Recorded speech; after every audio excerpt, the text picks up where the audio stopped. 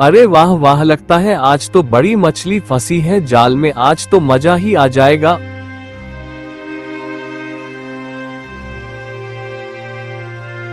अरे वाह वाह, देखो तो कितना सुंदर मछली है, ये तो बिल्कुल सोने की तरह चमक रही है। हे मानव, तुमने मुझे पकड़ा, यानी कि तुम एक नेक इंसान हो। मैं कोई साधारण मछली नहीं हूँ, मैं एक जादुई सोने की मछली हूँ। जादुई मछली हो या कोई भी मछली हो, मुझे मछली से मतलब है। अगर मैं तुमको नहीं ले गया तो मैं आज भूखे मर जाऊंगा, उसका क्या। अगर तुम मुझे पानी से बाहर निकाले तो मैं साधारण मछली बन जाऊंगी, मुझे ले गए तो बस कुछ पैसे ही मिलेंगे, लेकिन अगर तुम मुझे छोड़ दोगे तो मैं तुम्हें 3 गुप्त बातें बताऊंगी जो तुम्हारी जिंदगी ही बदल देगी। अगर ऐसा है तो चलो मैं तुम्हें छोड़ दूंगा, बताओ और 3 गुप्त बातें क्या है। अरे मछुआरे, इसके लिए तुम्हें मेरे 2 सवालों के जवाब देने होंगे। जब तुम मेरे इन 2 सवालों के जवाब दोगे तो मैं तुमको 3 गुप्त रहस्य की बातें बताऊंगी। अरे ये क्या नया नौटंकी है, अब मुझे सवालों के जवाब भी देना होगा क्या। चलो कोई बात नहीं, बताओ अपना सवाल, मैं जवाब देने को तैयार हूँ। तो ये रहा मेरा पहला सवाल, जीवन में सबसे बड़ी जीत क्या है। सुनो सोने की मछली, मेरे विचार से संतुष्टि ही जीवन का सबसे बड़ी जीत है। संतुष्ट व्यक्ति अपने अपने कार्य को निरंतर आगे बढ़ाता है, इससे वह एक के बाद एक कई जीत हासिल कर सकता है। अति उत्तम जवाब सुनकर मुझे भी संतुष्टि हुई। अब सुनो दूसरा सवाल, जीवन में सबसे बड़ी हार क्या है। सुनो सोने की मछली, निराशा ही जीवन की सबसे बड़ी हार है। जिसके पास आशा है वह लाख बार हार कर भी नहीं हारता। बिल्कुल सही जवाब दिया है तुमने। अरे सोने की मछली, अब बताओ मेरे जीवन के 3 रहस्य की बातें क्या है। तुम इंसान हो पर तुम्हारा विवाह किसी इंसान से नहीं होगा। तुम्हारे बच्चे होंगे लेकिन तुमको छोड़कर चले जाएंगे। तुम्हारी जिंदगी में ऐसा मोड़ आएगा, एक माला तुम्हारा खेल बिगाड़ देगा। यह क्या तुम उल्टी सीधी बातें क्यों कर रही हो। मेरा जब किसी इंसान से विवाह ही नहीं होगा तो फिर भला बच्चे कैसे होंगे, और कोई माला भला मेरे खेल को कैसे बिगड़ेगा। वह क्या स्वर्ग से आएगा। चलो चलो जाओ, मैं नहीं मानता इन सब बातों को। जब समय आएगा तभी तुमको पता चलेगा, याद रखना मछुआरा। फिलहाल मैं अब चलती हूँ।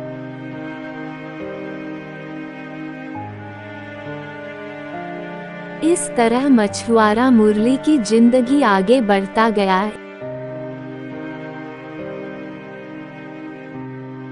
एक दिन मुरली रोज की तरह आज भी मछली पकड़ने के लिए एक नदी के किनारे पर आता है। अरे देखो तो आज भी सुबह से शाम हो गया पर एक भी मछली हाथ नहीं लगा। चलो कुछ दाने और फेंक कर देखता हूँ, शायद कोई मछली जाल में इस बार फंस जाए।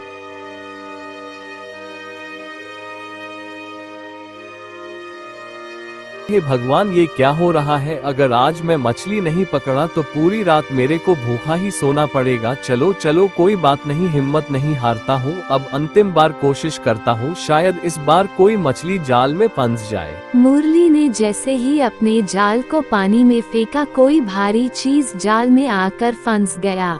अरे वाह भाई वाह, लगता है इस बार कोई बड़ी मछली आत लगी है। जाल इतनी भारी हो गई है कि मैं इसको खींच भी नहीं पा रहा हूँ। चलो भाई चलो, जल्दी से जल्दी जाल को खींच लेता हूँ। इसको पानी से बाहर खींचता हूँ और देखता हूँ जाल में क्या फंसा है। मुरली ने जैसे ही जाल को बाहर खींचा, उसने देखा कि वहाँ मछली नहीं बल्कि कोई जलपरी फंसी हुई है।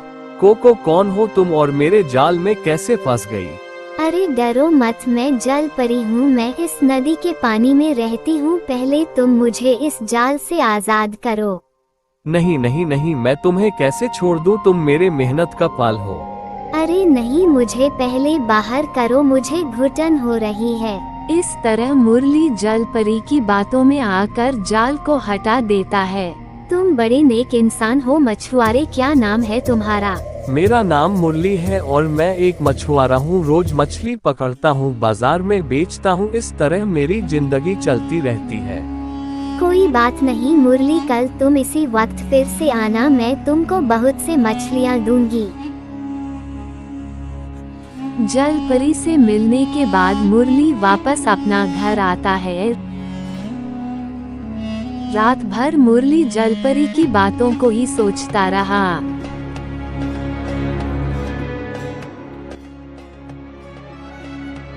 हे ईश्वर, आजकल समय तो देखो कितनी तेजी से निकल रहा है। नहीं नहीं, मुझे जल्दी से जल्दी नदी में नहाकर वापस आना होगा। बाबा स्नान करने के लिए उसी नदी के किनारे आते हैं। वहीं दूसरी ओर मुरली भी अपने जाल को लेकर नदी की ओर जाने लगता है।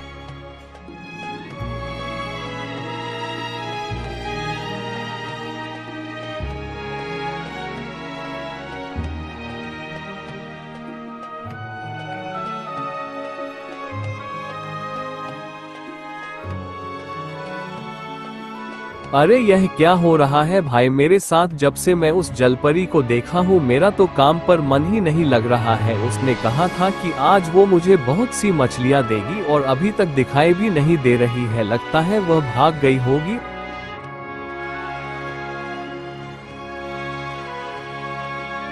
उस जलपरी ने तो वादा किया था कि बहुत से मछलियाँ देगी, पर आज भी देखो मेरा हाथ खाली ही है। मैं माफी चाहती हूँ, ये मछलियाँ सब मेरा परिवार है। भला अपने परिवार को मैं कैसे दे सकती हूँ? तो फिर मेरा क्या होगा जलपरी? मैं तो भूखे मर जाऊंगा ना। अरे रे रे रे, सुबह सुबह ये क्या देख रहा हूँ मैं? एक इंसान और परी में वार्तालाप। नहीं, तुम भूखे कभी नहीं मरोगे। तुम बहुत अच्छे इंसान हो, तुम्हारे अंदर दया है, परोपकार है। इतना कहकर जलपरी अपने हाथों से एक जादुई शीप को प्रकट करती है और वह जादुई शीप को मुरली को दे देती है। देखो युवक, ये कोई साधारण शीप नहीं है, यह एक जादुई शीप है। इसे तुम जो भी मांगोगे वह तुम्हें देता रहेगा। इससे तुम्हारी गरीबी हमेशा हमेशा के लिए दूर हो जाएगी। सच में ये काम करेगा क्या? हाँ मुरली, तुम मांग करके तो देखो। ऐसा है क्या? तो चलो ठीक है, फिर मांग कर देखता हूँ। हे जादुई सीप, मुझे इस जलपरी के साथ विवाह करना है। मैं इसे अपनी पत्नी बनाकर रखना चाहता हूँ।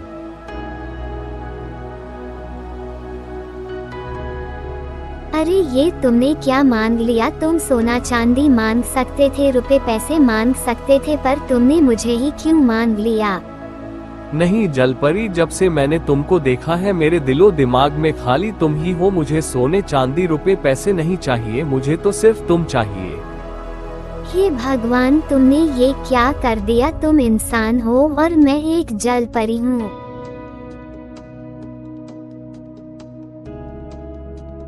अरे क्या हुआ? इस तरह झगड़ना ठीक नहीं है।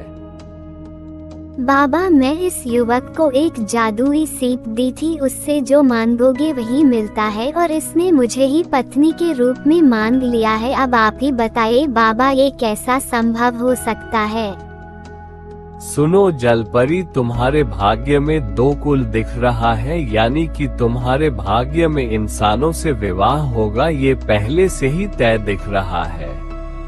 अगर ऐसा है तो मुझे मंजूर है बाबा, पर एक शर्त है, मैं अपनी जलपरी की दुनिया में भी आ सकूं। ऐसा कोई उपाय है क्या? ये तो बड़ी मुश्किल है, लेकिन हाँ, हर मुश्किल का एक उपाय होता है।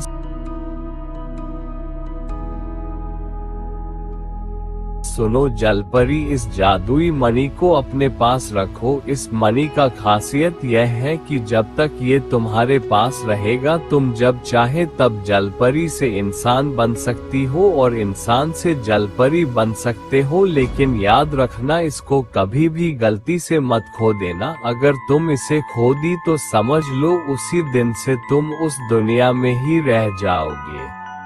बाबा के समझाने पर दोनों के बीच सहमति बनी और दोनों ने विवाह कर लिया। विवाह के कई महीने बीत गए। जलपरी ने 2 सुंदर पुत्र को जन्म दिया। बच्चे अब बड़े होने लगे हैं। वहीं एक दिन, मामा, हमें कोई कहानी सुनाओ ना माँ। अरे बच्चों, मुझे कहानी नहीं आती और ना ही मैंने कभी कहानी सुनी है, तो मैं तुमको कहानी कैसे सुनाऊंगी? नहीं माँ, नहीं, हमें बस कहानी सुनना है। अच्छा, चलो मैं तुमको एक कहानी सुनाती हूँ। एक था राजा, एक थी रानी। सुनो सोनू मोनू मेरी कहानी। रानी चल गई बच्चों को छोड़कर, बड़े हुए दोनों पिता के दम पर। एक दिन समय ऐसी आई, माँ की खोज में निकले दोनों भाई। कहानी पूरी नहीं हुई थी कि बच्चों को नींद आ गई। अब जलपरी को अपनी दुनिया की याद आने लगी। अरे मुझे यहाँ आए तो काफी दिन हो गए हैं, मुझे एक बार जलपरी की दुनिया में जाकर दिखाना चाहिए। ये जादुई मणि ही मुझे वहाँ तक ले जाएगी। हाँ, यही ठीक रहेगी। सुनो जी, मुझे इंसानों की दुनिया में आए काफी दिन हो गए हैं। मैं कुछ दिनों के लिए अपनी दुनिया में जाकर वापस आ जाती हूँ। अरे नहीं नहीं, जलपरी तुम ऐसा कैसे कर सकती हो? तुम इन दो बच्चों को छोड़कर कैसे जा सकती हो? हाँ, मुझे पता है, मैं हमेशा हमेशा के लिए नहीं जा रही हूँ। मैं बस अपनी दुनिया को एक बार देखना चाहती हूँ। इस तरह जलपरी मुरली के आगे हट करने लगी। मुरली ने भी जलपरी की बात मान ली और उसे एक दिन के लिए जलपरी की दुनिया में जाने की इजाजत दे दिया। हे जादुई मणि, ले चल मुझे जलपरियों की दुनिया में।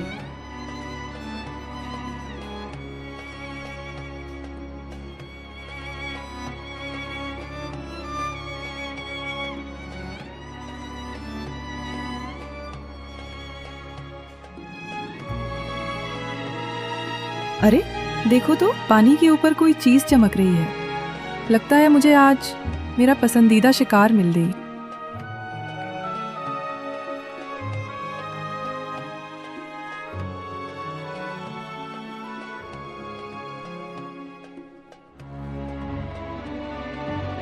अरे ये क्या? ये तो कोई माला जैसी दिख रही है। ये तो इंसानों की चीज है। भला मैं इसका क्या करूंगी? चलो कोई बात नहीं, अगर कोई इंसान दिखता है तो मैं ये माला उसको दे दूंगी। इस तरह चिड़िया उस जादुई मणि माला को लेकर उड़ जाती है। उड़ते उड़ते चिड़िया की चोंच से वो मणि माला फिसलकर एक झरने में गिर जाती है। चलो, अब मुझे अपनी इंसानी दुनिया में जाना चाहिए। मैंने अपने बच्चों को छोड़कर आई थी। यह मेरे गले की मणि, अब मैं कैसे अपने बच्चों से मिल पाऊंगी? जलपरी अब रोने लगती है। उस जादुई मणि के बिना दोबारा वह अब इंसानों की दुनिया पर नहीं आ पाएगी और न ही अपने बच्चों को देख पाएगी। इस तरह कई महीने, कई साल बीत गए, लेकिन जलपरी दोबारा मुरली के पास वापस नहीं आई। बच्चे भी अब बड़े होने लगे थे। मुरली अपने बेटों के साथ मछली पकड़कर जीवन यापन कर रहा था। पिताजी, आपने बताया नहीं कि माँ कहाँ चली गई है। माँ कहाँ गई है? क्या हुआ है? उनके बारे में आप बताते क्यों नहीं? हाँ पिताजी, बताइए ना, बचपन में ही माँ हमको छोड़कर क्यों चली गई? तुम्हारी माँ जल्द ही वापस आ जाएगी, बेटा विश्वास करो। पिताजी, ये बात आप पिछले 20 वर्ष से कह रहे हो, पता नहीं माँ कहाँ है। जो माँ अपने दूध मुहे बच्चे को छोड़कर चली गई और 20 साल तक नजर में ही आई, उनके भला वापस आने की उम्मीद आप कैसे रख सकते हो पिताजी? हाँ हाँ पिताजी, आप सच क्यों नहीं बताते? क्या हुआ था माँ के साथ? इस तरह सोनू और मोनू के सवाल के आगे मुरली को भी विवश होना पड़ा और मुरली ने बताया कि अरे बेटा, मैं तुम दोनों को क्या बताऊं? जब तुम छोटे थे, तुम्हारी माँ लकड़ियों के लिए इसी जंगल की ओर आई थी और तब से अब तक वापस ही नहीं आई। लगता है जंगल में ही कहीं खो गई होगी तुम्हारी माँ। पिताजी, हम अपनी माँ को जरूर खोज लेंगे। पिताजी आप चिंता ना करें, हम धरती पाताल एक कर देंगे। हम अपनी माँ को खोज के ही दम लेंगे। इस तरह सोनू और मोनू दोनों अपने जाल को छोड़कर उसी वक्त अपनी माँ की तलाश करने के लिए उसी जंगल में चले जाते हैं।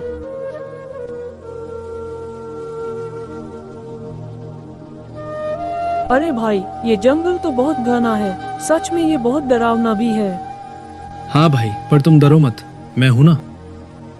इस तरह दोनों भाई अपने माँ को खोजने के लिए जंगल में आ गए। समय गुजरता गया, दोपहर से शाम होने लगा था।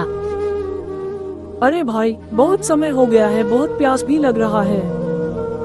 हाँ भाई, मुझे भी प्यास लग रही है। चलो पहले पानी खोज लेते हैं। दोनों भाई निराश होकर पानी की तलाश करने लगे। आखिरकार दोनों वही जलपरी की नदी के किनारे पहुंच जाते हैं। अरे वाह भाई, देखो तो कितना निर्मल और स्वच्छ जल है। हाँ भाई, पानी को देखकर जान पर जान आई। चलो पहले पानी पी लेते हैं।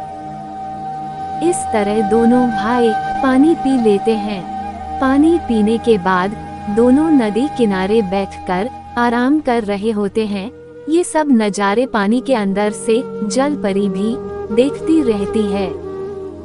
कई दिनों के बाद कोई इंसान इस नदी के पास आया है। देखने में दोनों एक ही उम्र के लगते हैं। अगर मैं भी अपने बेटे के साथ रहती तो शायद मेरे बेटों का उम्र भी इनके जैसा ही होता। पर क्या करूं? जब तक मैं उस मणि को हासिल ना कर लूं, तब तक मैं इंसानों की दुनिया में नहीं जा सकती। ये मेरी दुर्भाग्य है। अरे मोनू भाई, हमारी माँ बचपन में एक कहानी सुनाती थी। क्या तुम्हें वह कहानी अभी भी याद है?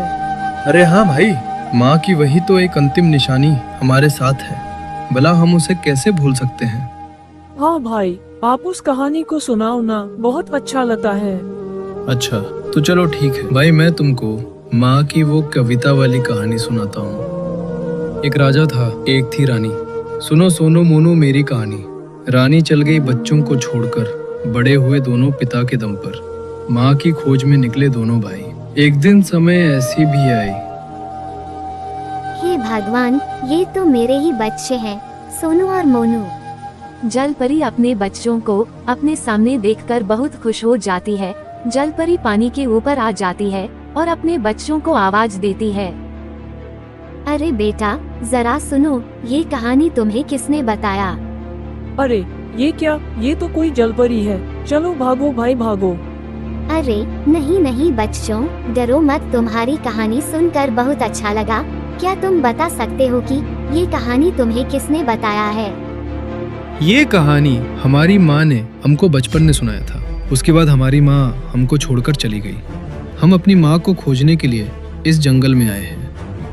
हे भगवान, इसका मतलब ये दोनों बच्चे मेरे ही सोनू और मोनू हैं। अगर मैं सच्चाई बता दूंगी तो कई तरह के सवाल करेंगे। नहीं नहीं, मैं इनको सच्चाई अभी नहीं बता सकती। सुनो बेटा, तुम्हारी माँ कहाँ है ये तो मैं नहीं बता सकती, लेकिन हाँ, इस जंगल में एक महान तपस्वी रहते हैं। अगर तुम उनके पास जाते हो तो वही तुमको तुम्हारी माँ के बारे में बता सकते हैं। ये तो बहुत अच्छी बात है। क्या आप हमें बता सकती हैं कि वह तपस्वी कहाँ रहते हैं? ये तो मुझे भी नहीं पता बेटा, लेकिन इसी जंगल में कहीं रहते हैं। तुम्हें ही खोजना होगा। दोनों बाबा की तलाश करने के लिए जंगल के अंदर चले जाते हैं।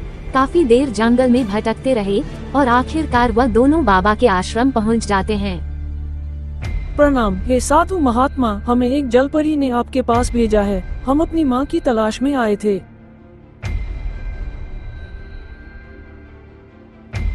अरे ये दोनों तो वही जलपरी के ही बेटे हैं। अजीब संयोग है, उसी जलपरी ने उन दोनों को मेरे पास भेजा है। अच्छा, तो तुम दोनों अपनी माँ की तलाश कर रहे हो? हाँ बाबा, कृपया करके आप हमें मार्ग बताइए। बाबा ने दिव्य दृष्टि से देखा कि जलपरी तो पानी में है, लेकिन वह जादुई मणि उसके पास नहीं है, जिस वजह से वह इंसानों की दुनिया में नहीं आ पाई है। बाबा ने आगे देखा कि वह जादुई मणि किसी जादुई झरने के पानी के अंदर पड़ा है। बाबा, आप चुप क्यों हो गए? आप कुछ बोलते क्यों नहीं? देखो बेटा, तुम्हारी माँ अभी भी तुम दोनों का ही रास्ता देख रही है। तुम्हारी माँ तक पहुँचने का रास्ता बड़ा कठिन है। बताएं ना बाबा, हम कैसे भी करके अपनी माँ के पास जाना चाहते हैं। तो फिर सुनो बेटा, यहाँ से कुछ दूर जंगल के अंदर एक जादुई झरना है। उस झरने के अंदर एक मणिमाला मिलेगा। उस मणिमाला को लाना होगा, तभी तुम अपनी माँ से मिल पाओगे। ठीक है बाबा, हम उस जादुई झरने की ओर जाते हैं। रुको, और एक बात याद रखना, वह एक जादुई झरना है। वह तुमसे कुछ सवाल पूछेगा, उसके सवालों का सही सही जवाब देना होगा, तभी तुमको वह जादुई झरना मणिमाला देगा। अगर तुम गलत जवाब दिए तो तुम भी हमेशा हमेशा के लिए उस पानी के अंदर चले जाओगे। बाबा के बताए अनुसार दोनों भाई उस जादुई झरने की ओर निकल गए। कुछ दूर चलने के बाद वह दोनों जादुई झरने के पास पहुंच जाते हैं। अरे भाई, लगता है यही है वो जादुई झरना। अरे भाई, लेकिन इसमें तो बहुत पानी है। हम इतने पानी के अंदर उस मणि को कैसे खोज सकते हैं? अरे भाई, तुमने सुना नहीं क्या? बाबा ने क्या कहा था? ये एक जादुई झरना है। चलो और नजदीक जाकर देखते हैं। अरे रुको रुको, कौन हो तुम लोग और यहाँ क्यों आए हो? हे जादुई झरना, हम एक मणि की तलाश करने के लिए यहाँ आए हैं, जो कि इस पवित्र जल के अंदर है। यहाँ जो कुछ भी है वो सब मेरा है, तुम नहीं ले जा सकते, समझे? आपसे विनती है जादुई झरना, हम अपनी माँ की तलाश कर रहे हैं, जो उस जादुई मणि की मदद से पूरा हो सकता है।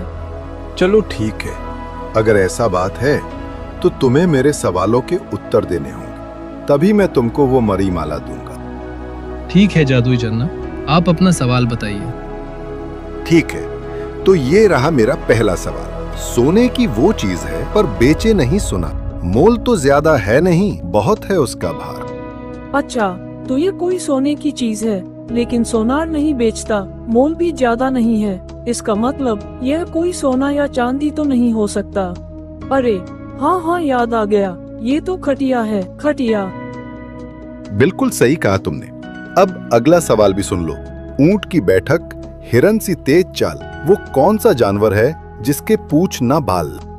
अच्छा, तो तेज चाल, जिसकी पूंछ नहीं और बाल भी नहीं, ऐसा कौन सा जीव हो सकता है? ऊंट की बैठक, हिरन सी तेज चाल, वो कौन सा जानवर है जिसका पूंछ ना बाल?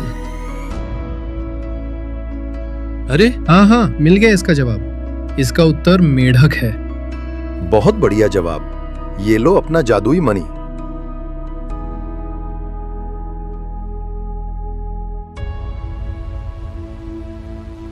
हे भगवान, सुबह से शाम होने को है। सोनू और मोनू अपनी माँ की तलाश में जंगल की ओर गए थे और अभी तक वापस ही नहीं आए हैं। मैं पहले भी अपनी पत्नी को खो चुका हूँ, अब मैं अपने बेटों को खोना नहीं चाहता। नहीं, मुझे भी जंगल और उस नदी की ओर जाना चाहिए, शायद वहीं उनका कुछ पता चले।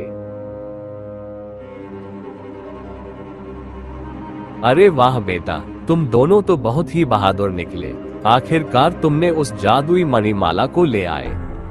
इस तरह जादुई मणि माला को लेकर तीनों जलपरी के नदी के किनारे पर आ जाते हैं।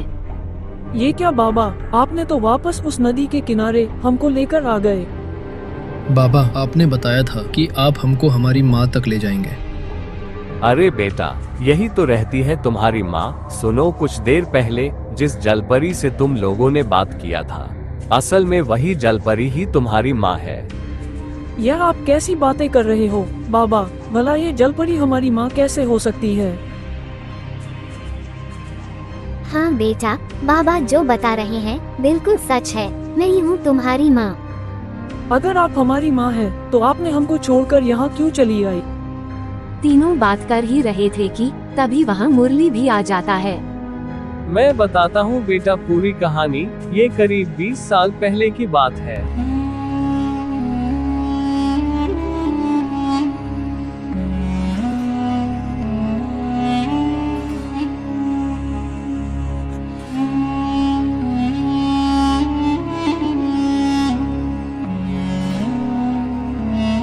हमें माफ कर दीजिए माँ, हम बिना सच जाने कुछ भी बोल बैठे।